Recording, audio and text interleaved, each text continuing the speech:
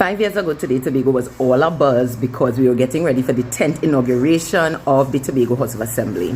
We were inaugurating Kelvin V. Charles and his administration. Now, Mr. Charles was a former deputy presiding officer in the Assembly Legislature, and he resigned in 2016, and he contested the election as leading the Tobago Council of the People's National Movement into victory, a 10-2 victory over the PDP, right?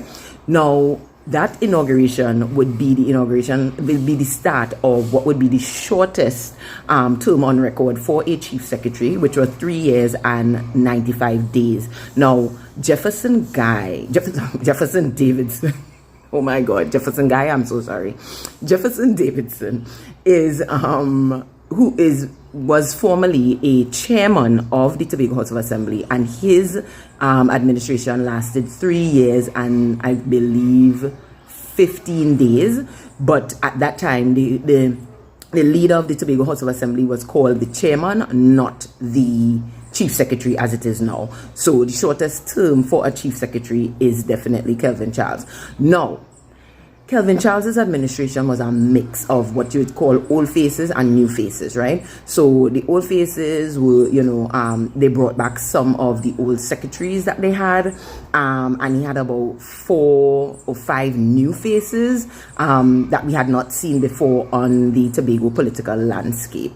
Of course, the administration, I think Mr. Charles, probably tried his best, but I think, what we really saw there was a kind of turning of the tide, because the PDP really started using social media to connect with Tobago people, whereas historically, the PNM has not relied on that method, and, which everybody had to use what works for them, right? Has not historically relied on that method. So I think, as the PDP probably grew stronger and smarter in terms of how they would reach the people, I think that, Mr. Charles may have been at the helm of something that, really was kind of probably operating on the back foot, so to speak.